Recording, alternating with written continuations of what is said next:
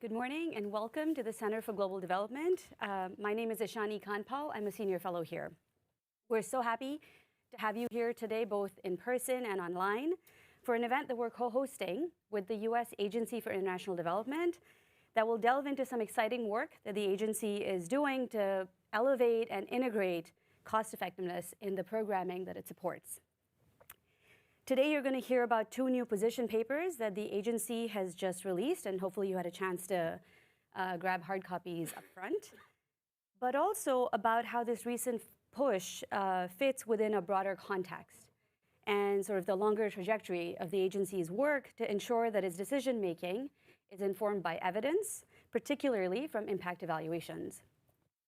So we're going to start by hearing from USAID Deputy Administrator Isabel Coleman, and then we'll transition to a panel discussion. And finally, we'll have leadership from the agency's Bureau for Planning, Learning, and Resource Management close us out. I'm going to keep my remarks here brief, but I did want to note that the idea that policy and programming should be guided by evidence, including the results of high-quality evaluations, has long been a focus of work here at CGD. In fact, it was 20 years ago that CGD launched the Evaluation Gap Working Group, co-chaired by Ruth Levine and Bill Savadoff, which sought to understand why rigorous impact evaluations of social development programs remained relatively rare, at least at the time. In a 2006 report titled, "When Will We Ever Learn? Improving Lives Through Impact Evaluation," that working group put forward recommendations for governments and agencies globally to improve standards for evidence and to facilitate access to knowledge and encourage its use. A few years later, Ruth Levine joined USAID, where she famously helped shepherd the development of the agency's first evaluation policy that was released in early 2011. In the ensuing years, CGD researchers, including Amanda Glassman, Sarah Rose, and Janine Madden-Keller, have continued to encourage the agency to advance quality evaluations and to take steps to make evidence from the agency's programming and beyond more accessible and more actionable. A recent working group convened in 2021 and 22 emphasized the importance of new incentives and structures to help carry this forward. This is all to say that CGD's connections to this effort to ensure that development programming is informed by evidence run deep. And of course, it is also an area in which CGD's new president, Dr. Rachel Glenister, has extensive experience. Now, USAID has made important progress over the last 2 decades in furthering the generation and use of evidence, but there's still more to do. And the two position papers being launched today underscore a strong commitment to continuing to advance this evidence agenda from the very highest levels of the agency. Which is my segue to introduce USAID Deputy Administrator Isabel Coleman, who is going to help set the stage for our conversation. Deputy Administrator Coleman is exactly the right person to kick us off today, partly because she's tasked with overseeing USAID's policy and programming, but also because of her own rich background.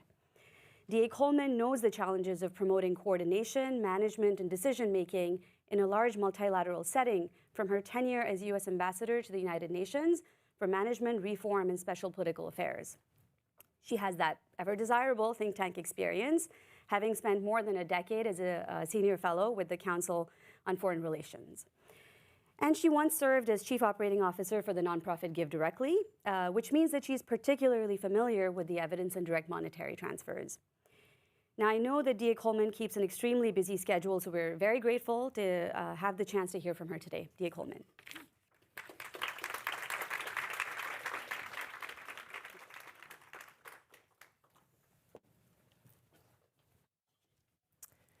Thank you so much, Ishani, for that introduction, and to all of you for joining us today as we explore the power of cost-effectiveness evidence to improve our work and ultimately to improve lives around the world.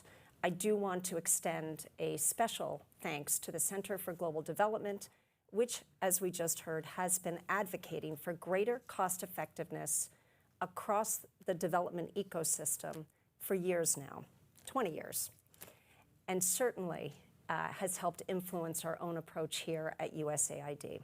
So thank you. In development and humanitarian assistance, we are dealing with a fundamental problem, a world in which global needs are skyrocketing, yet budgets are not keeping pace. faced with a widening gap between needs and the resources available to meet those needs, we simply must make our dollars go further. So this is why I'm here today, to lay out why and how USAID is deepening our focus on cost effectiveness or impact per dollar, and to make the case for all of our partners around the world to join us in this journey. We know from the global body of impact evaluation evidence that there are some approaches that deliver extraordinary returns. For example, USAID's Bureau for Humanitarian Assistance has invested in an evidence-based approach to increasing income for poor and marginalized households known as the graduation approach. This is a sequenced set of supports, including monetary transfers, business trainings, and access to savings accounts that help poor households move from requiring humanitarian assistance to earning sustainable livelihoods for themselves. We know from randomized evaluations spanning 20 countries that this model provides vulnerable households with the tools they need to increase their economic well-being in both the short run and the longer term. We even saw in a study of one of our own programs in Uganda that for every single dollar that we spent, households saw over 4 times the return in economic benefits. Results like this and the broader body of evidence are why we are scaling this approach in our own programming. This is just but one example of the power of cost-effectiveness evidence to improve lives around the world. Even just 10 years ago, my predecessors at USAID wouldn't have had the opportunity that I do today to commit the agency to infusing rigorous evidence more broadly and deeply across all our programming. The evidence simply didn't exist at the scale that it does today.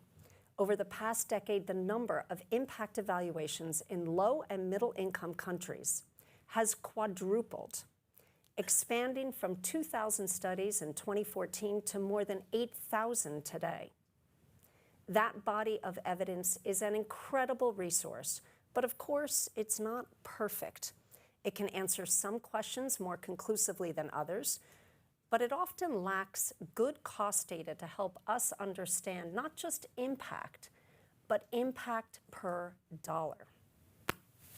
And data collection often doesn't extend long enough to know how the impact and cost effectiveness of a program might change over time. Nevertheless, with all its flaws, we have a moral imperative, a duty to the communities we seek to serve, to more consistently and systematically draw on this vast and ever-growing body of evidence as we design and implement our programs. It's only in this way that we can increasingly deliver as much impact as possible for every single dollar we spend. And where that evidence is imperfect, we equally have a duty to strengthen that evidence by conducting more impact evaluations of our own programs to both inform our own decisions and contribute to the knowledge that others around the world can tap. I want to acknowledge that this focus on cost effectiveness can sometimes be uncomfortable. Following the evidence sometimes means we're going to stop investing in activities that are demonstrably good because the evidence shows we could make greater progress towards the same objectives through other approaches. It's hard to stop a program that is doing some good, but that's exactly what we need to do when we know we could achieve even more by working in a different way. So we need advocates both inside and outside the agency, such as those here at CGD, to keep pushing us towards better. Another barrier is that the very size of this evidence base can be a challenge. It's a great problem to have, but when there are literally hundreds of evaluations on a particular topic, sometimes with confusing or even contradictory results, the conclusions to take away from that body of literature may not be clear or easily accessible to our staff. So since day one, building the institutional structures to synthesize existing cost-effectiveness evidence, encourage its use, and fill gaps where evidence is lacking has been a top priority for Administrator Power and me.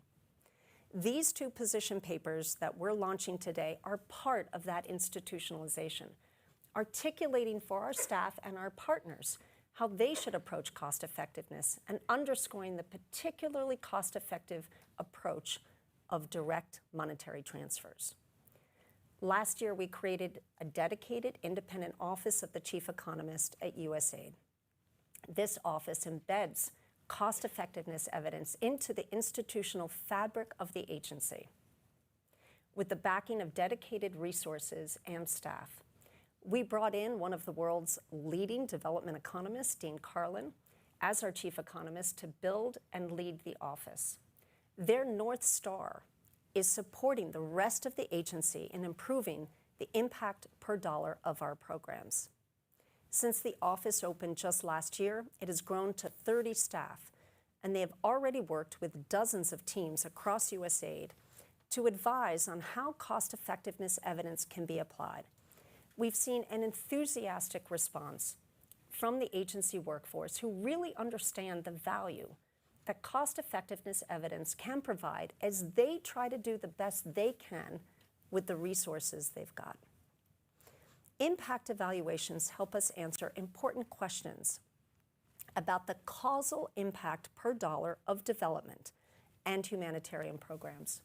And with enough evidence, we can also start to unpack why, to understand what program design tweaks or contextual features are necessary for a good buy to work its best.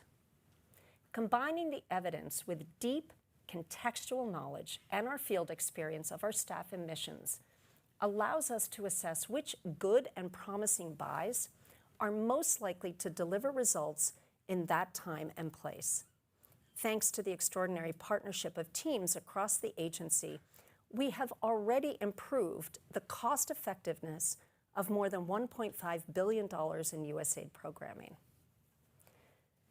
So what does all of this look like in practice? The work of championing cost effectiveness requires behavior change, doing things differently, ultimately being willing to upend the status quo and discontinuing programs that, even if they are doing some good, aren't delivering as much impact as evidence-based alternatives. Let me share an example of where a mission not only produced cutting-edge evidence on how much impact they could achieve through different approaches, they also applied the global body of evidence to fundamentally change how they and their government partner did business. Around the world, many countries have students making their way through primary school without learning to read a single sentence. In Kenya, data showed that nearly 40% of students in grade 2 couldn't read a single word of grade-level text. USAID and its government partner launched the Primary Mathematics and Reading Initiative, which aimed to dramatically improve literacy for Kenyan children. Our Kenya team was committed to investing in what works, so they drew from evidence around the world suggesting that 4 investments together are important for achieving real gains in primary education: teacher training, providing books and materials, teacher mentoring, and the provision of structured lesson plans or guides. Combining those 4 elements is an example of a structured pedagogy program, and the evidence shows that combined, they can drive meaningful change in a child's learning. Our Kenya mission followed those results by implementing structured pedagogy into their educational approach through a program that operated at national scale in nearly 25,000 schools. The team conducted an impact evaluation and cost-effectiveness study to investigate the program's impact per dollar, which helped contribute to the growing body of evidence on structured pedagogy. Indeed, our own evidence demonstrated that structured pedagogy, this combination of educational elements, yields more per impact per dollar spent than simply for providing books or teacher training in isolation. Over the life of the program, the percentage of 0 readers in English decreased by nearly 20% in grade 1 and by nearly 25% in grade 2. In a recent review of cost-effectiveness evidence, USAID found that structured pedagogy programs typically cost between $8 and $60 per child. And among all of the basic education programs that have been tested in hundreds of studies and global evidence, structured pedagogy programs generate better than average improvements in children's literacy. This isn't driven just by one or two studies. It's a consistent finding across a number of contexts. Compared to that, alternative approaches such as providing teaching and learning materials in isolation consistently show lower impact on literacy scores. There are some programs which are consistently found to have zero impact on student achievement, such as providing laptops or desktop computers without accompanying software or integration into the curriculum. And the cost of such approaches can be enormous, as much as $200 per child in some cases. So while the exact cost or the exact impact of structured pedagogy may vary from place to place, we are still very confident in saying that it tends to have a higher ratio of impacts to costs than most alternatives. This is what we're talking about when we say it's a good buy. You can even think of this kind of strong, consistently cost-effective approach as a benchmark intervention against which others can be compared. USAID, of course, has a history with benchmarking, with which many of you in the room will no doubt be familiar. Over the last decade, USAID funded a landmark series of evaluations comparing direct monetary transfers to alternative approaches in a number of sectors and contexts. And full disclosure, I was involved in those benchmarking exercises as the COO of Give Directly, as you heard earlier, during several of those years. Beyond the utility of a benchmark in a purely evaluative sense, the concept of a benchmark or a hurdle to clear is a compelling one in the development space. A benchmark can guide USAID to evidence-based, reliable interventions or inspire us to innovate to beat the benchmark. We want USAID staff looking at the full set of cost-effectiveness evidence when they do activity design and thinking about whether the alternatives under consideration will plausibly deliver more impact per dollar than a known quantity such as structured pedagogy. USAID has made recent strides towards further integrating this kind of evidence into our decision-making. Notably, we've overhauled our program design and implementation policy to more strongly focus on using cost-effectiveness evidence, not just our own evidence, but also the much larger body of high-quality evidence generated by others around the world. Let me turn now to direct monetary transfers, which we know to be a highly cost-effective and evidence-based intervention that can help our dollars do more for more people. Moreover, they are a uniquely local form of assistance, putting resources directly into the hands of recipients, giving them agency and dignity to make their own decision to prioritize their own needs.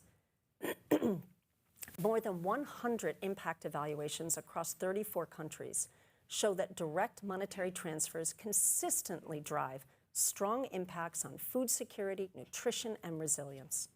They can help workers earn higher income, they can help children attend school, and set themselves up for a brighter future. USAID has contributed to this evidence base. Impact evaluations of USAID's direct monetary transfer programs in Malawi and Liberia showed families were more food secure even after the transfers stopped. Many of these impacts continue to benefit families in the face of crises such as floods, drought, and disease long after the transfers have ended. A study in Uganda conducted during the COVID-19 pandemic showed that individuals who received transfers in 2008, 12 years earlier, still had a 17% higher income than peers who did not.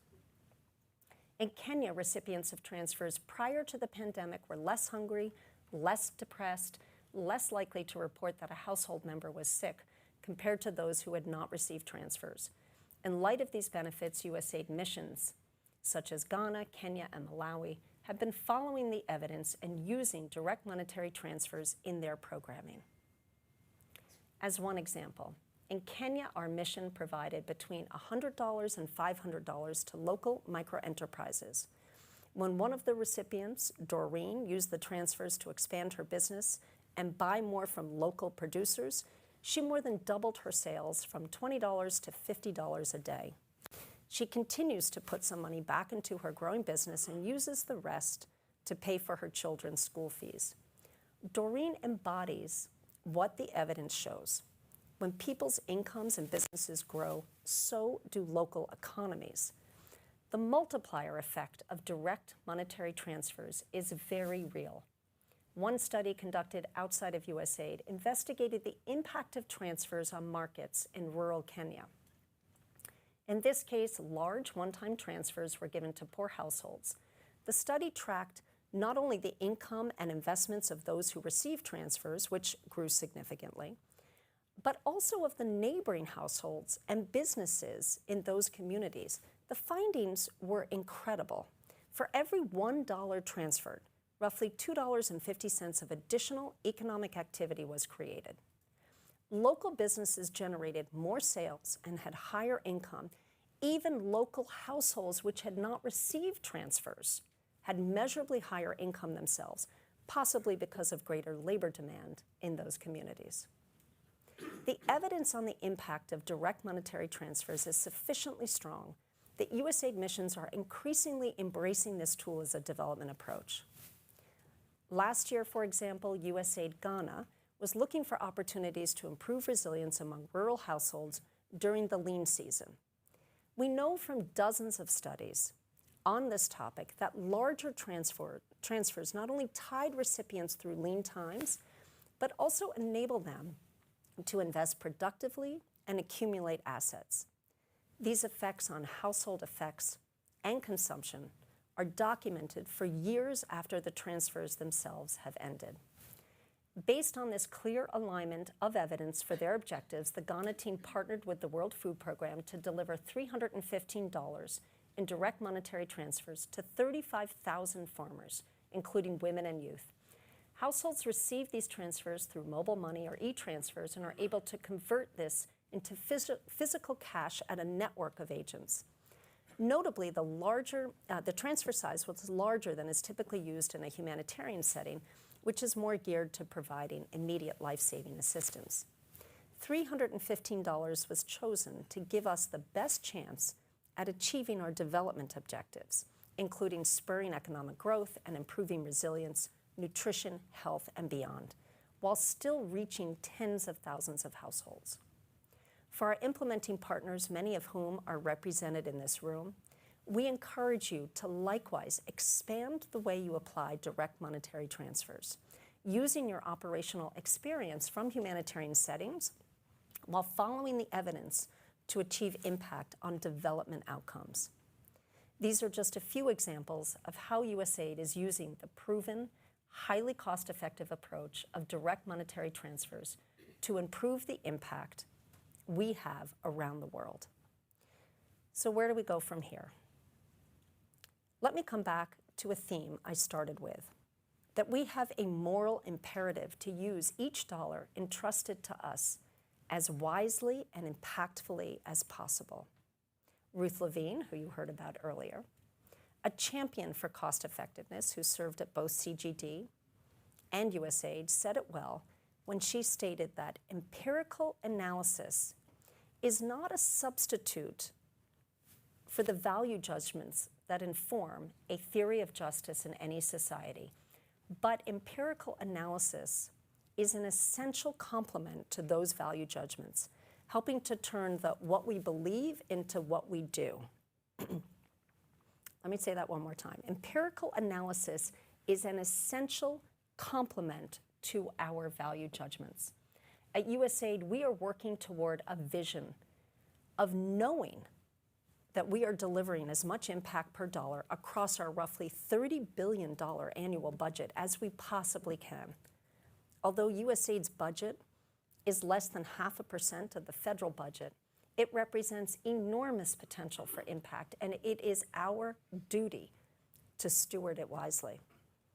In the years ahead, This will mean that any USAID staff member designing or managing a program should be able to access at their fingertips insights from the global evidence base about which approaches are most cost-effective for the outcomes they are trying to advance. It will also mean USAID is a larger contributor to that global body of evidence, conducting more impact evaluations to help inform our own decisions and those of our partners. In the near term, we're taking concrete steps to achieve this bold vision. We're building a network of nearly 100 cost-effectiveness evidence champions embedded in teams around the agency and supporting this group of pioneering staff to serve as cost-effectiveness ambassadors to their peers. And we're partnering with external experts on this journey. We recently launched a new global platform with the Center for Effective Global Action at the University of California, Berkeley, to provide world-class external technical support to USAID and its partners on cost effectiveness, an important step towards harnessing the expertise of the global community as we work to embrace the evidence in all that we do at USAID. Luckily, USAID is not on this journey alone.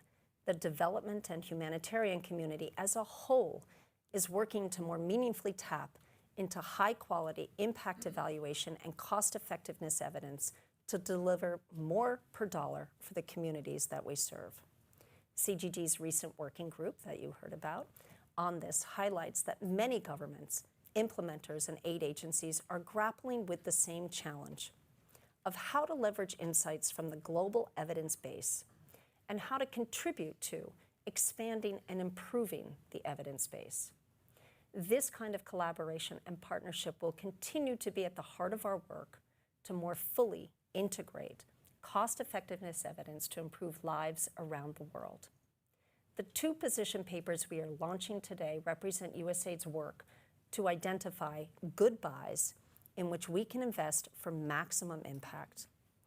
And we know we are working within a larger evidence ecosystem of continuously evolving insights with the power to improve the way that we work. Investing in cost-effective evidence-based approaches is essential to our work to close the global gap between development and humanitarian needs and solutions. So I thank all of you for your partnership on this journey that we are undertaking. Thank you.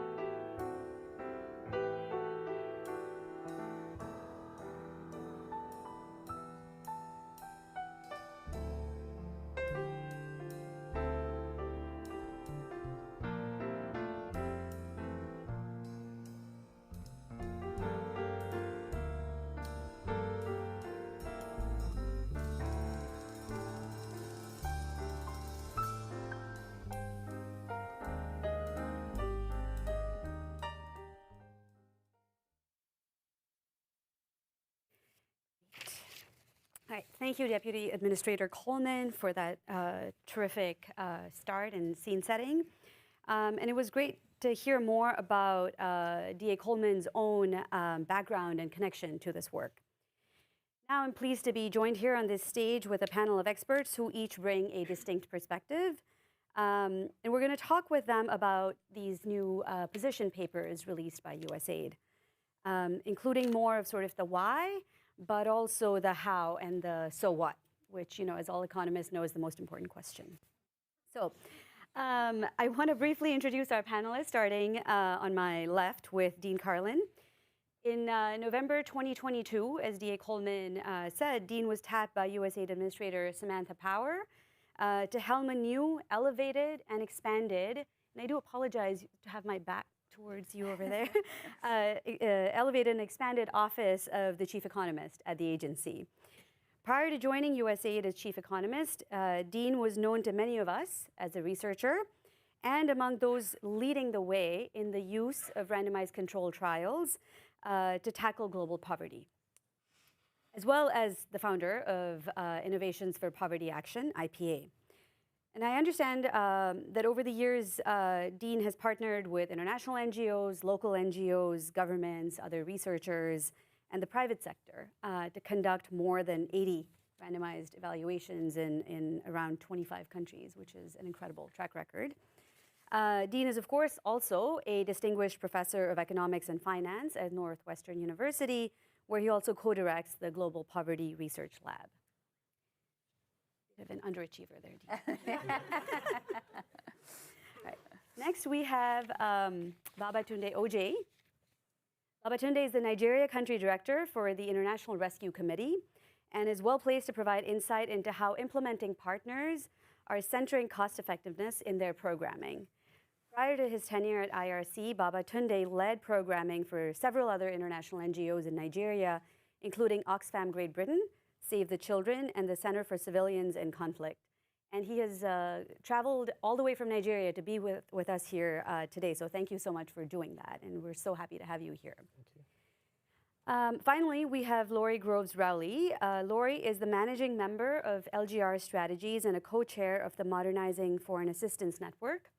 Earlier in her career, Lori spent nearly 20 years working on Capitol Hill, including as a professional staff member with the Senate Foreign Relations Committee. She continued to track aid effectiveness issues, which is really central to what we're going to be talking about today, including the evaluation and learning practices of US aid agencies while at the Lugar Center. So thank you all for being here. So what we're going to do is we're going to start with a couple of questions from me to each panelist, and then we'll move on, time permitting, to some audience Q&A. Okay, I'll start with a question to you, Dean. You've now been at USAID for about 2 years now. Are there any examples that you can share with us that you think sort of really exemplify the sorts of things that you want to see going forward, in regards to the use of greater evidence and cost effectiveness? And what you think has sort of really motivated these early adopters, and DA Coleman sort of alluded to these early adopters in her opening remarks, to work with your office, the OCE, and be these early test cases? Great, thanks for the question. I'm going to answer in reverse order, the second part. So believe it or not, the most exciting thing that we've done has not been wordsmithing regulatory documents and learning about the myriad of hiring mechanisms, although I have learned a lot. It really has been just the wealth of kind of willing, eager team members at USAID who want exactly what we want and just haven't had the ammunition and haven't had the processes kind of laid out to make it easy for that to happen. We have not had to we have not had to generate that enthusiasm. We've just had to have an open door and welcome that enthusiasm, and that's been inspiring to see that. And I think some of that is also DA Coleman talked a lot about the kind of the ethical kind of duty, and I think there's also a way of thinking about it is it's the ethical opportunity. Which is really what inspires and motivates to say it's not just that we have a duty to do well, it's that we actually have an opportunity to do even better than we're doing, and that's an exciting opportunity. And so but the question then is, so if everyone's there, like why now? Like why what's different? Like if this is already existing? And I think there's a few different points to kind of highlight that I think are relevant. One is exactly what DA Coleman talked about. Like, when CGD and Ruth Levine and Bill Sadov put together that report years ago, there just, there weren't that many randomized trials to use. There wasn't that much, and so, and even 10 years ago, when USAID put out its evaluation policy, same thing. There was, that was a push to do more evaluations, but it wasn't that there was a plethora of research to use, and so, but then you end up with almost too much. Right? And so the question really becomes, and the term I like using for this, because it comes right from some of our actual substantive work, is the slogan, the tagline of applied behavioral economics, which is make it easy. It's a nice way of summarizing that entire field of academic field, is to make it easy for people to do what they want to do. And so that goes back to the willing and eager and enthusiastic team within USAID. How do we make it easy for them to actually do it, right? And that does require going back to us dorks in academia and getting things to be done a little differently over there. We don't write papers that deliver those kinds of answers the way they need to happen. So, so we need to make that easy. And we need to do, so I'm going to come back to that in one second when I get to the example I want to give. But the one thing that I think to segue to the example that is important is that individual studies inspire us, and this is kind of where we were 15 years ago. An individual study really shouldn't move too much policy. Let's be realistic. It's just a study. And anybody who thinks I think this is a problem we have in academia as well as policy. Both sides get way too excited about individual papers, or individual sites and individual studies. But we have an incredible opportunity now where we see, maybe it's not the same thing, but we see very similar things now tested over and over and over again, where we can now start saying something much more robust, and also something that helps us understand how to contextualize. And so that's the segue I want to make, is that it's about that contextualization, because nobody is ever saying cost effectiveness evidence is about taking some study and going top down and saying thou shalt do this. It's saying what's the evidence on some basic topic, but then if that evidence is put forward well, it also delivers a set of 12 contextualization questions which need to be answered in the local context in order to know, okay, how do I take that idea and implement it over here? What are the adaptations, what are things? And sometimes that also opens the door to identify evidence gaps, because you go through that and you realize, actually, in this context, we have some good ideas, but there's some things we might want to tweak in order to do that, and then that should inspire further evidence generation. So it's that contextualization that needs to be done, and that's what we need to make easy. And that's something we're very focused on in my office, is mapping from the meta-analysis to then working with activity design to build into solicitations what are those contextualization questions that need to be answered, so that when someone is, we're not just sitting there and saying do X, we're saying do X, but here's 12 questions to answer about how you're actually going to do that. And if you don't know the answers, that's okay, but you got to tell us how you're going to think about getting those answers in the design process so that you can then put forward a program that's going to work. So the example where we've seen this most concretely in the biggest number is actually one of the ones that DA Coleman referred to. It's there's been over $300 million now at USAID has shifted into the graduation model as which is a program, which is a multifaceted program, as she mentioned, to improve food security and build a sustainable and less vulnerable source of income for rural households. And this is a program which was the decision makers who decided to fund this program did it by saying, what is the outcome we care most about? And what's the evidence out there for the best way to move the needle on that outcome, right? And that's where graduation kind of rose up. But they knew that wasn't enough. They still had to say, okay, but this is countries are different, and what's different about the country that they're doing it in that they need to answer? And then this program does have a lot of moving parts to it. So it's not a cookie cutter thing that you just go and do. But the point is we're able to work with them, and this is what our team was really dedicated to doing, is working with the design team and through that whole process to help understand what are the 12 questions you need to figure out. You're going to transfer money. Is it this way or that way? What's the timing? How much? Things like this. And so that's the granular work that needs to be done that we're working on to make it easy. And it cascades. You do it once, and then the next time it's not as costly, and you can do it again, because you've helped understand what those questions are. But this is a problem for us in academia too. So I'm hoping that by doing this, we also provide a guiding light back to the other part of my life and others, and influence a bit on academia to say, hey, here's missing things that you're not telling us. Please do better at giving us that information so that we can use your evidence more. So. Right, and I think you're sort of alluding to something that DA Coleman also touched upon, which is how do you help distill at times contradictory evidence from around the world, and certainly academic research done at think tanks such as this one could sometimes, I think, maybe do a slightly better job distilling those takeaways as well. but really, great reflections on sort of empowering internal champions. I think a variety of work on bureaucracies and how they work shows the importance of enabling champions within, finding them and enabling them. And I love that little sort of reference to the academic obsession with individual papers. Let me ask another question. You've talked about sort of making it easy, and if you're thinking about like a single sectoral intervention, that seems perhaps a little bit more feasible. A graduation program is certainly not easy, but you can think of the 12 questions. But something that's inherently more cross-sectoral, like women's economic empowerment, which is something I work on, which is something that is a core of work here at CGD. What does it look like to prioritize cost effectiveness for that? No, I love this question, because this is actually where it gets, where the dork in me enjoys talking more about that than the stuff that's easy to measure. And it's actually, I think, where it becomes all the more important. We don't need cost effectiveness evidence to go shopping in the grocery store and choose oranges, because it's so easily measured and things like this, right?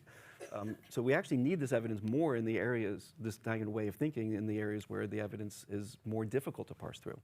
So I think one of the things that's helpful to do, I'm going to sound a little bit academic, but I think it's helpful to just also point out that when we say cost effectiveness evidence or thinking, we're really talking about three things put together. We're talking about combining impact evaluations, we're talking about combining cost data, and we're talking about comparing, so that we're not just looking at something in isolation, we're comparing it to the alternatives. That's really essentially those three things. Each of those things has been done before, right? We're not like, neither of those, we're not inventing any wheels here. We're just putting three together, three-wheeled car maybe. And so the first, when we're talking about the impact evaluations, cost effectiveness, that's to any outcome measure, right? And so if there's something cross-sectoral like female power, our approach and our thinking is, we don't pass judgment on what the outcome is. We try to accept the priorities of who our partner is within USAID, and our goal is just to help them move the needle on what they care about. Now, in most cases, you can dial that down to a particular outcome that is important. That outcome could be short run, it could be long run, it could be difficult to move, easy to move, difficult to measure, and so in which case maybe there's work to do to help understand that measurement challenge, which is obviously the case with female power. But it doesn't mean it's not measurable, right? It's just there's maybe multiple ways of doing it and thinking about that. But ultimately, it's all the more important when it's something that's more difficult to do, because it's going to be less easily done without kind of guiding that process. So it's in this example, you're taking female decision-making power and thinking about what that means as a construct. And there's lots of studies across different sectors that will try to move the needle on that. And then it's trying to understand, okay, of these other approaches out there, what is actually most cost effective? And obviously you might want to constrain it. So like one of the first public impact reviews that we did was specifically on the intersection of female decision-making power and agricultural income, right? And so that narrowing actually was important, because we weren't trying to solve the world's problem on gender. We were just focused on that particular aspect. And so that both allowed us to focus, but then also deliver more clear evidence. And one of the most important things that comes out of that kind of impact review, and I think it's going to be more true in cases like you're describing, is fewer indications of this is your good buy and more indications of this is your promising buy. And that's the jargon we use for it. And the only difference between a good buy and a promising buy, they might have the same exact expected impact in a sense, but one of them we're more confident on than the other. That's it, right? It's not that we think one is better than the other, it's just that we're more confident of what we think of it, right? And so what does that really mean? It means when you do that evidence use review and you say, okay, we think this one's good, but we're not really sure, so we're putting it on a promising buy. That's code for, hey, do some more evidence generation, do an impact evaluation. The world needs more of it, because we think this is good, but we don't know. And it might be that we don't know because it's about context, and so we need to see it in a plethora of different areas with some understanding of when it's going to work and when not, and testing that. And that's exactly one of the other things that we're seeing at USAID. So there's this program called GALS in Malawi, and this is the exact process they went through, where there's promising randomized trials on it, show success. Not every single one, but there's too few to really feel like you can just sit back and know what to do. And so the USAID, the mission team said, let's do a randomized evaluation. Let's implement this. Let's do it at decent scale. But let's do another evaluation because the context here, the way it's partnered up with agricultural producers might matter. And so there's all those kinds of contextual factors that are being basically studied in a different context. And then when you start adding more and more of these together, then you can shed more light. And you're going to get, in more difficult to measure concepts, you're going to get a wider variety. You're going to need more data, basically.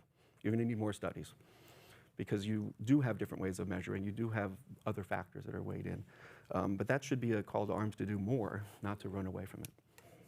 Yes, and that's a great distinction, the good versus promising buys, reflecting that uncertainty and the lack of evidence. And it goes back to what you said earlier about replicating studies in different contexts, sometimes helping identify where there are evidence gaps.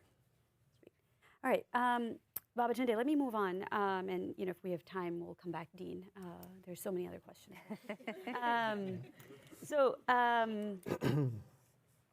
IRC is a large USAID implementing partner and has made a really big global commitment to cost effectiveness. Your CEO, David Miliband, wrote in a Foreign Affairs article that donors should combine data on costs with measures of effectiveness. That way, they won't just do the same things more efficiently. They will be able to choose whatever intervention extracts the greatest impact from each dollar. So you and your team work on the ground to design and implement programs in Nigeria, including in fragile, conflict-affected, and disaster-prone parts of Nigeria. Yeah. And some people might think that focusing on cost effectiveness is not possible or even a good thing in these sorts of contexts. So how have you and your team operationalized this commitment to designing and implementing more cost-effective programs, to focusing on cost effectiveness, even in these challenging contexts that you work in? Thank you very much. Good morning, everyone. I think my being here already shows that yes, it really works even in conflict-affected fragile states. And what my CEO said, David Miliband, is spot on. I'm not saying it because he's my CEO, by the way, because if you look at the trend, the needs are rising. The resources to address the needs are actually going down. And so it is an imperative, as dear Coleman said, for us to really consider cost effectiveness, because you need to look at how far your dollar can go and how far, what the impact will be. So I will mention two examples from West Africa, one from Nigeria and one from Mali. The first one was in 2019, where IRC and Creative Associates designed a program that was meant to support 30,000 conflict-affected children in Northeast Nigeria. Of course, it was about helping those children to get literacy, numeracy, and social-emotional learning. But along the line, we kind of in the design realized that there wasn't a lot in terms of impact evaluation of what we needed to do. And so we kind of looked around, so not just within Nigeria, whether we could see where such evaluations or indicators were, and we had to actually design for ourselves kind of what would be the evaluation, impact evaluation that needed to be done. And so some of those things we did was to actually look at asking ourselves, what will that be? What would it look like? And some of those things needed to be done through a research. So we had a research that looked at what would be the impact evaluation of us doing this. Secondly, we needed to realize that we needed to also look at what we needed to put in place to actually be able to do this. So some of those included things like our monitoring and evaluation systems to strengthen that, our financial system. So everything needed to be lined up. And dear Coleman talked about it, and I think my president said it, is not really about doing the same thing better, it's looking at doing things differently that could reach more. And so within that project, we had to look at, okay, it's not the traditional bringing children to a classroom and training them. We needed to look at what other ways could we work differently. And so from an HR perspective as well, we needed to bring in people that had to think differently about how we could actually achieve some of those. And to be honest, we were very proud of what we achieved with that project because we realized the results and the impact on the basis of this. And also that required a lot of monitoring. So the team had to be working together on a monthly basis to look at where are we going, what are the costs that is needed to be able to plan for those costs, to be able to make that much needed impact. And so that was one of the projects that I think I would say we really applied that. And you know, we keep saying that, you know, impact evaluations is not, you know, that it's, we maybe, because of the humanitarian context under which we're working, but we need to realize that because of the, you know, going down resourcing, it's really an imperative that we need to really be very intentional about. So we're being very intentional about it. So as an organization, IRC established what we call a best use of resources team. It was in 2015 that team was created. And it basically looks at all our programs, provides a lot of evaluation and assessment to look at how can we make that dollar go further. And it doesn't necessarily mean we need to continue to doing the same things or do it better, even if it needs for us to be more innovative. And we also have a unit, which is the Innovation and Research Hub, AIRBEL, that really supports and works with us as we're designing programs to make sure that what we're designing is aligned to what we want to deliver and to actually go further. Now, let me talk about the Mali experience. The Mali is, we have it's a 10-year research that was done in Mali on changing the narrative on malnutrition. So it's using what we call combined simplified protocol. And so we realized that by using one RUTF by using one product, RUTF, to treat children, whether they are moderately malnourished or acutely malnourished, we were able to actually have better results from that. And so as an organization and based on that research, we're promoting and looking for ways through which we can actually push more of that, because based on that combined protocol, simplified protocol, we realized that we were able to actually reduce the cost of treating children with malnutrition by about $10 per child and by about $20 in terms of the total cost of treatment.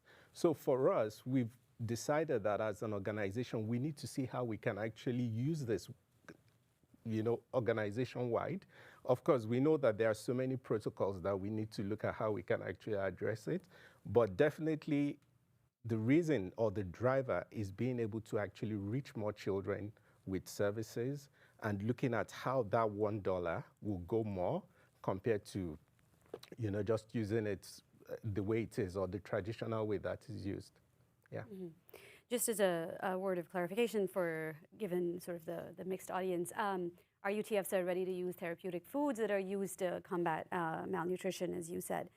You know, you said something, I think, in a couple of different points, both when you started and towards the end, that's really the heart of this conversation and has been said implicitly, but you said it explicitly, which is that the world we live in is one of ever-shrinking fiscal space.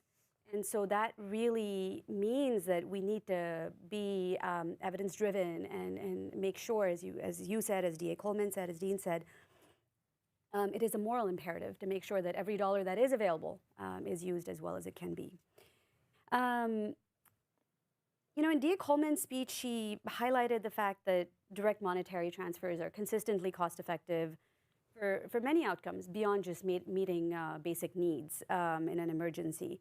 Tell us a bit more about your experience using such direct monetary transfers to promote resilience in these sorts of challenging contexts. So a lot of what I'll be saying will be from experience of what's going on in the field. So as I speak to you now, my colleagues are in the field providing assistance to well over 1 million people who have just been impacted by a flood that happened about 2 weeks ago in Maiduguri. And this is just one of the many situations that we face in Nigeria. And when you look at the number of food, I mean, the food that has been impacted, what that would mean to food insecurity, it's said that about 8.5 million people in Northeast Nigeria may be food insecure, would be food insecure as a result of this flood that happened over 6 months period. And so it is very necessary for us to look at how we actually address this. And so as an organization, IRC in 2022 carried out a randomized evaluation of anticipatory action assistance to persons who were vulnerable to impacts of climate change.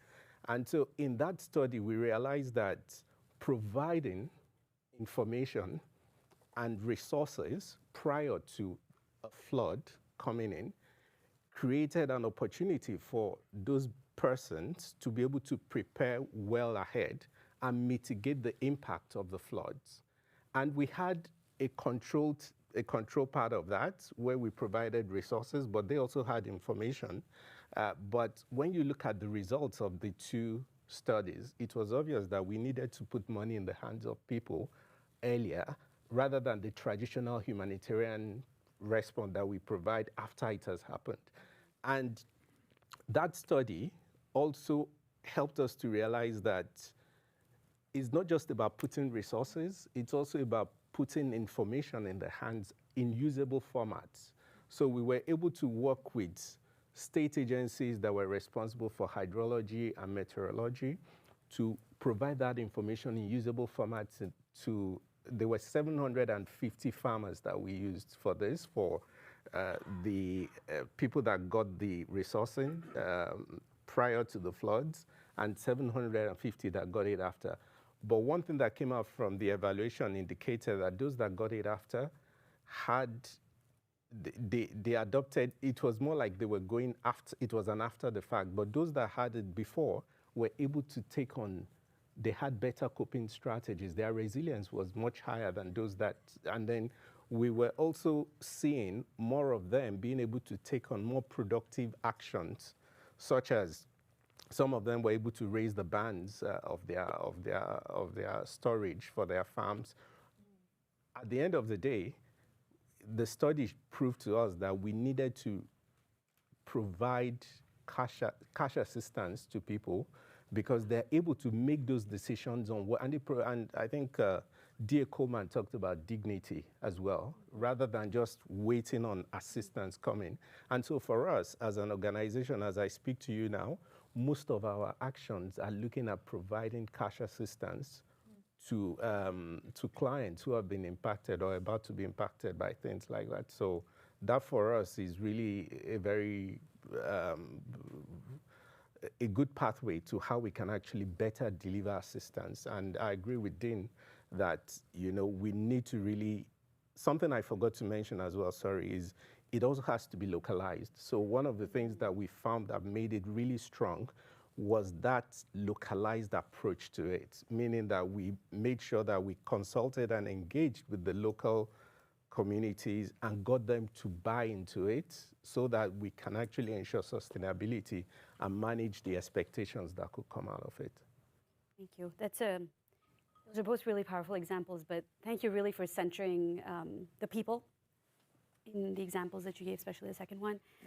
For those of you who are interested in this topic, anticipatory cash transfers, direct monetary transfers, the CGD website has recently, the blog has recently featured some writing by Stefan Durkan, by Ranil Disanaike, and others on this exact topic. And on localization, my colleague Justin Sandifer has written extensively as well on the CGD website. Lori, moving on to you. You have followed USAID's efforts to strengthen evaluations and its focus on evidence for many years now. For example, while at the Lugar Center, you spearheaded a study in 2017, produced in conjunction with MFAN, which you now co-chair, from Evidence to Learning is what it was called. And it looked at evaluation practices of US foreign agencies, including USAID. Given this experience, what are some ways in which you view this more recent focus on cost effectiveness? How should we be thinking about the new position paper and these related actions that Dean has been describing, that DA Coleman described, in the context of the agency's trajectory when it comes to generating high quality evidence, but also using that evidence in its decision making? Yes, thanks very much for having me. It's a pleasure to be here and talk about sort of the view from the outside at what the agency's been doing. I started following evaluation and accountability issues for USAID and other foreign assistance agencies back in 2011 when I joined the Senate Foreign Relations Committee. And right around that time was when Ruth Levine wrote her first evaluation policy that was at USAID. So it's been a long time coming. Things like impact evaluations, ex post evaluations were not common terms really at that time. But over the years, they certainly have become a part of the genre and the conversation. And in 2017, when I was at the Lugar Center and we partnered with MFAN to conduct the study from evidence to learning, as you mentioned, we took the time to reflect on the 5 years of the evaluation policy being in place, and the fact that the Congress and the Obama administration were coming to an end, and what would it look like going forward to carry things like evaluation, both the conduct of evaluations, but also the utilization of evaluations. And what we found at the time was the foreign aid agencies were at various places along a continuum as to whether they were actually utilizing and developing evaluation to improve their learning and improve their programming. Obviously, that's the end goal. Some were farther than others, and what we found with USAID in that study was that in some areas the agency was doing quite well. Other places, it was sort of haphazard in the development of evaluations and also in the utilization of them to develop new programs. Excuse me, the conclusion was that it really was more about the leadership in a particular bureau or program rather than a systemic and systematic goal within the agency from the top to apply evidence and learning in order to improve programming. And today is truly an exciting day for the agency with the release of these two papers, because the leadership is clear at the top. We are going to be doing more impact evaluations. We are going to be using them to demonstrate cost effectiveness. And lastly, we're going to be applying them to improve program across the board. And this is a very, very welcome and exciting opportunity for the agency. And obviously, I have to put a plug in for everything you all have said this morning with regard to the closing of funding. From my Hill experience, I have to wear my former hat for 1 minute.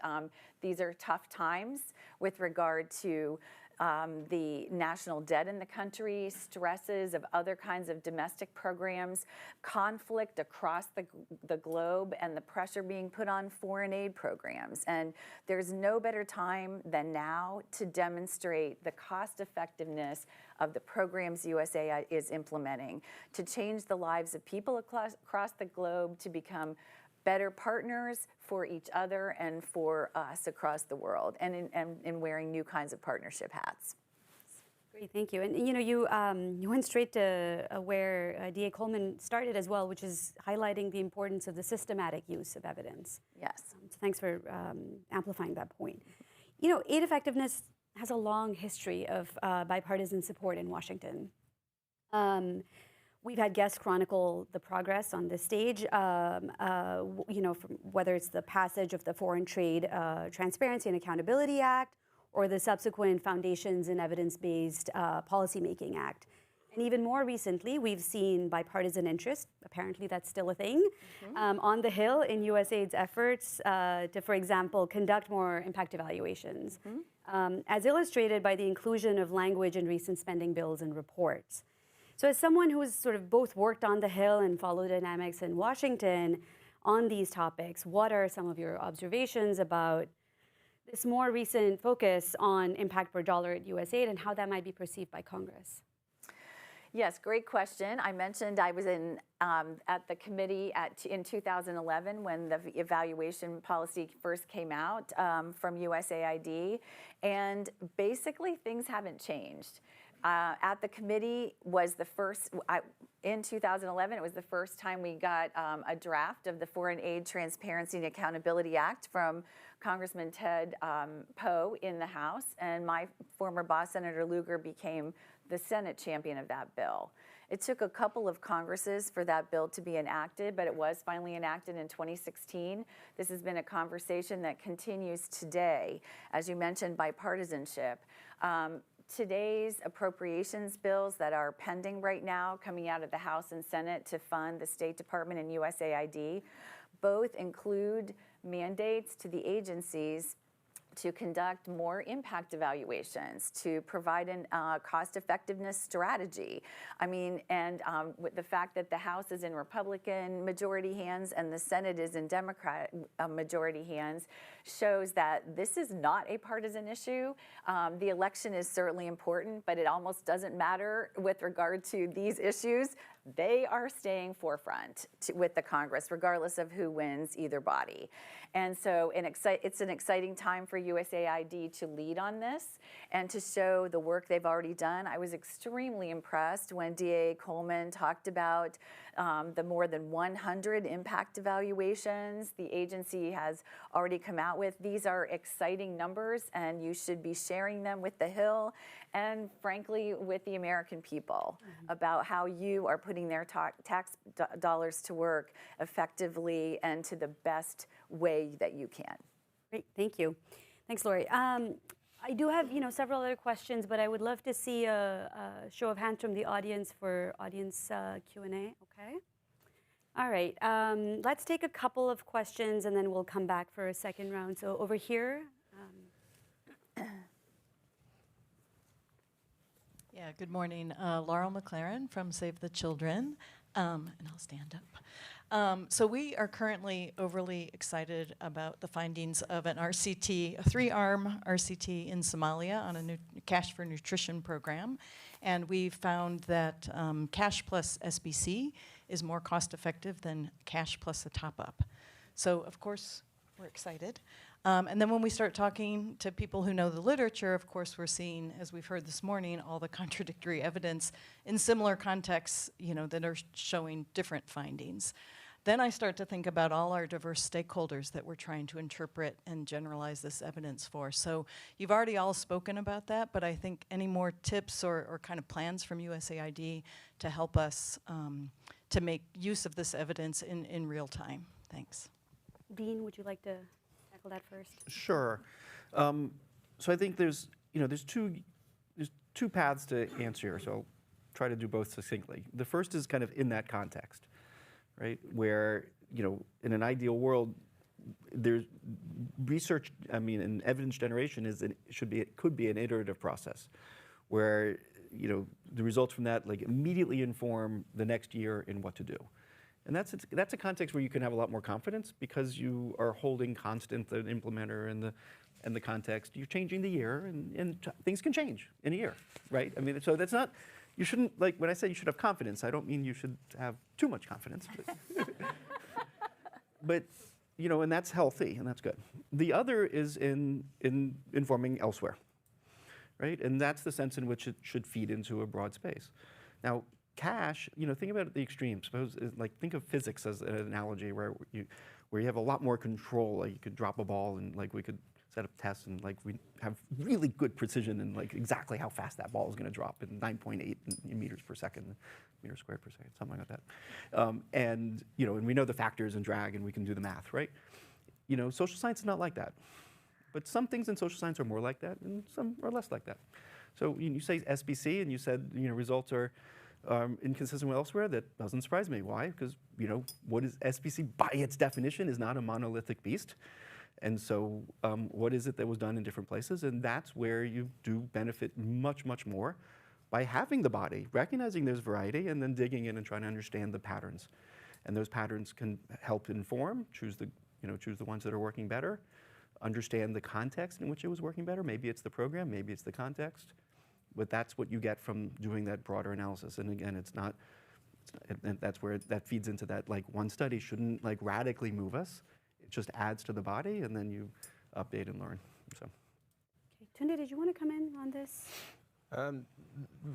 I think Dean captured it quite well, and I think one of the things that, which was one of the reasons I emphasized on localized actions. I think it's quite important to make sure that we get that understanding that that body of evidence may not necessarily be from your local immediate environment. It could be from somewhere else, but there would always be somewhere or something that is kind of related. And it's really that ability to really be able to pull that down and then kind of look at what works and what won't work for me. That's really what I would probably say will be a way forward on that. Yeah. That makes a lot of sense. Thank you. I saw another hand over there, Annette Brown. Can I just see the hands again? Okay. Hi, good morning. I'm Annette Brown with FHI 360. This is fabulous. I'm definitely a member of your choir, and what you're saying is music to my ears. But I have a question about sustainable impact. So by sustainable impact, I mean that local systems are able to produce locally defined benefits and be resilient to shocks after USAID activities have ended. And so ultimately what we want to figure out is what is the cost-effective way of producing sustainable impacts and not just impacts during the program period.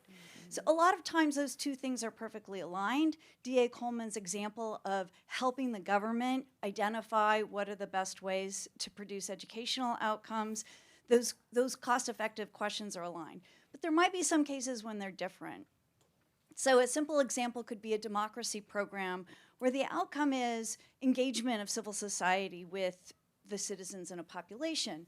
During a program period, the most cost-effective way to get that highest outcome is going to be to give grants to as many civil society organizations as you can. But in the long run, our local partners are telling us we're more likely to be sustainable local civil society organizations that can really engage with populations if you pick a few of us, and during the program period, you give us grants, but you also give us technical assistance to develop organizationally. So my question is, how are you helping missions to navigate that trade-off between the what's the cost-effective way to get your end-of-performance period outcomes versus cost-effective sustainable impact, especially when, unfortunately, we don't have as many high-quality ex-post evaluations as we do impact evaluations? Dean, sounds like another one. You're giving me the hard one, aren't you? Yes. I'm on to you. No, this is a really important question that we,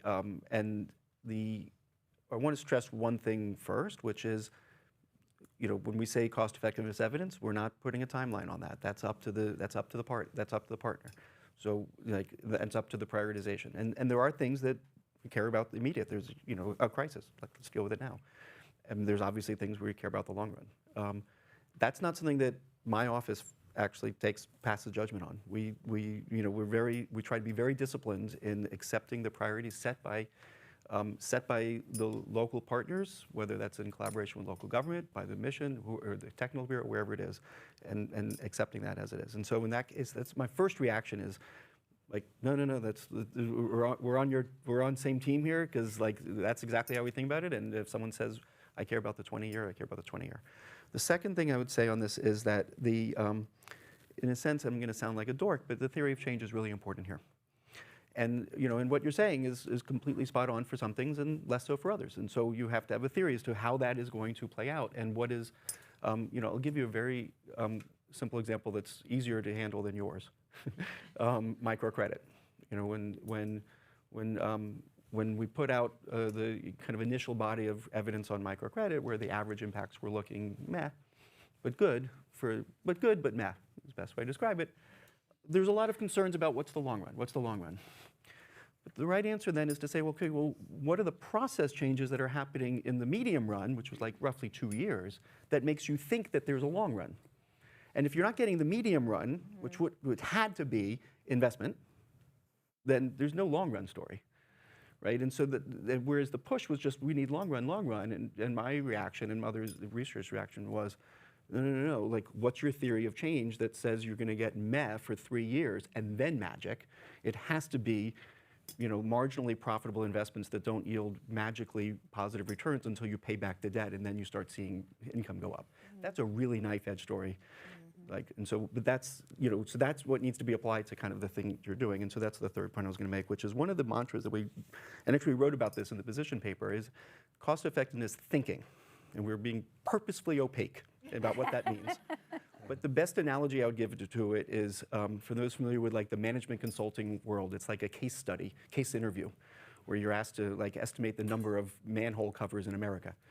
Right? And that's the best analogy I can give to it, which is to say it's not coming from a randomized trial, but it is coming from someone thinking really hard about what are these CSOs doing, what is really plausible for each individual one to do, what's the likelihood, and like put together a thought exercise to say, what could this possibly add up to as an impact?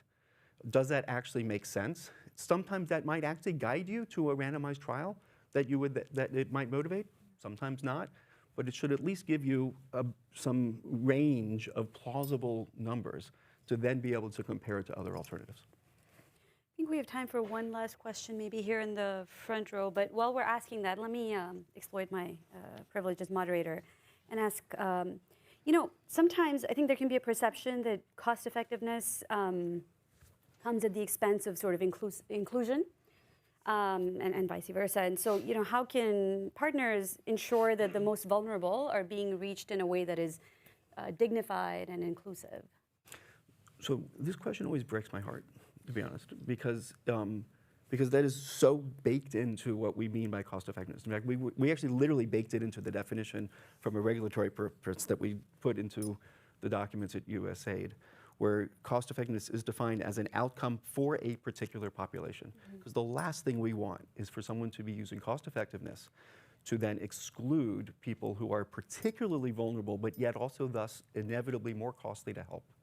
And that's just wrong. And that is completely solved by just having an outcome variable that includes the population as part of the definition of the outcome variable. And that's just like baked into how we think about it. So if someone comes and says they want to work with this particular population, which we know is more remote, more difficult, for whatever reason, that is baked into the analysis that we would encourage to be done, where you're then thinking about of the alternatives for how to help that person. Did you want to add to that at all? Yeah, I think Dean captured it quite well and articulately. But I think in terms of the fact that no one should be left behind, I think we need to have that at the back of our minds, that even when we're talking about cost effectiveness, it's not really about isolating any group. It's really more about bringing everybody in and covering for everybody.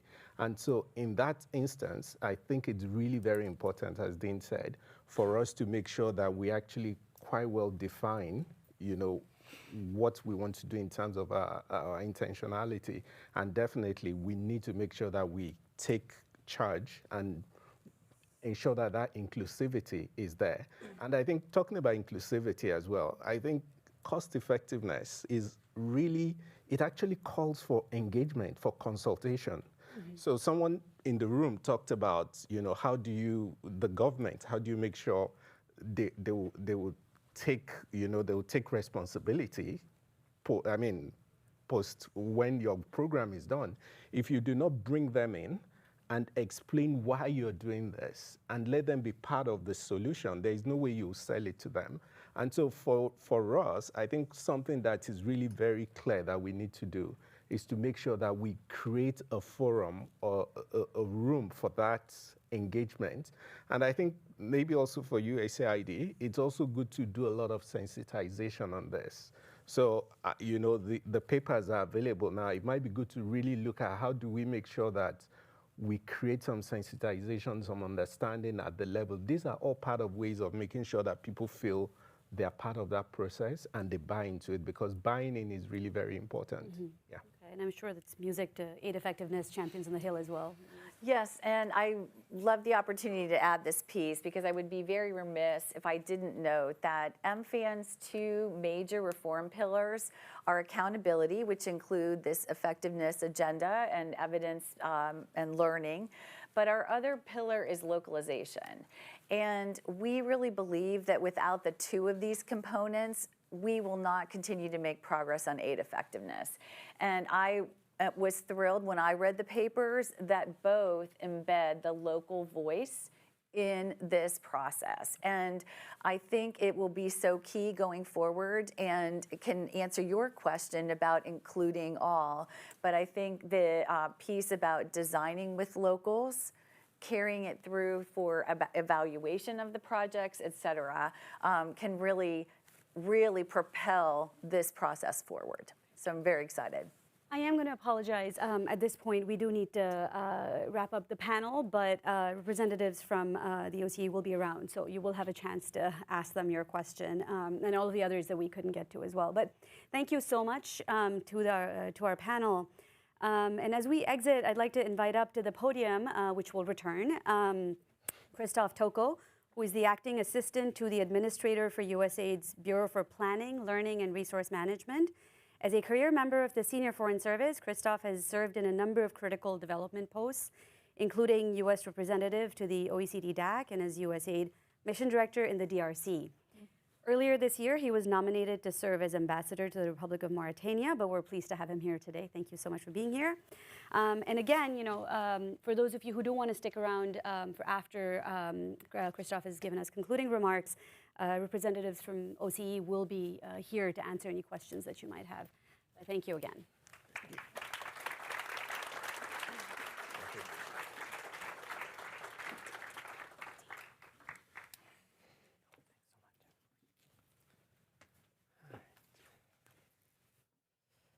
All right, well, thank you very much for that introduction.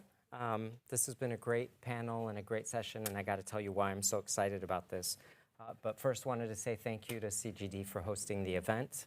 I feel like this is almost my second home since I've come back to Washington. And we're really proud at USAID to be able to launch these two position papers, and hopefully I can give you a little bit of the broader context of within which they fit. But before we do that, I want to recognize a few people, including Ann Healy, who's here, who's the deputy of our Office of Chief Economist, and Tanya Alfonso, who's over here, who's in PLR's Office of Learning, Evaluation, and Research. It's been a huge partnership across the agency to get these things done. Nothing at USAID happens in a silo. It requires lots of collaboration, which is great because it gets people to look at all different facets of an issue. And then also wanted to make sure I recognize Cindy, who's the head of our policy office, and Dennis, our former chief of staff, who was also championing these issues while he was still with USAID. So as you indicated, I'm Christophe. I'm the A2A for PLR, but more importantly, I'm a foreign service officer, and I've spent 18 years overseas and only 2 years in Washington. So I'm more of an interloper in Washington than anything else. So hopefully my comments can be more from a field perspective. I think D.A. Coleman started off with this idea of we're on a journey, and that fits perfectly with what I wanted to say. I have a little story. I go running. I run a lot. And I always pass a car, and it has a sticker on it. And it always just reminds me, and the sticker says, the journey is the destination. And it's such a great reminder for life, but also for this whole topic that we are on a journey. And I want to start with where did we start? And I think you also talked about where we started. But when I started as a program officer 25 years ago, we did evaluations at the end of a project. The unfortunate part of that was that you had to plan the next project way before that. So the end of project evaluation never contributed to the next project's design, and we just sort of put them on a bookshelf. And then someone came into leadership and said, well, that doesn't make any sense. So then we just stopped doing them altogether for a while, which was interesting. And then we got back to the evaluation policy in 2011, which for me at the time I was a program officer, so this is really relevant. And my story on this was that the evaluation policy said impact evaluations are important, and here's the situations when you as a mission should think about doing them. And by the way, you as missions should set aside up to a certain % of money for evaluation work. well, this was great for me. When you look at how we systematize things, this allowed me as a program officer to make all kinds of dictates in the mission about setting aside money and planning impact evaluations, which weren't possible before. Also wanted to highlight the fact that I think also that you made, which is that Congress has supported us in this journey through the Evidence Act of 2018. And what I like about that is that it makes it a bipartisan issue. The fact that we have congressional backing is super helpful. And as part of that, we did an agency learning agenda, which is also wonderful, I think. Our bureau sort of spearheads it, but it looks at 9 high-level questions that the agency's trying to answer. And that's the first time I've ever seen us say, well, these are the most important questions we're trying to answer, and how do we gather evidence to get to them?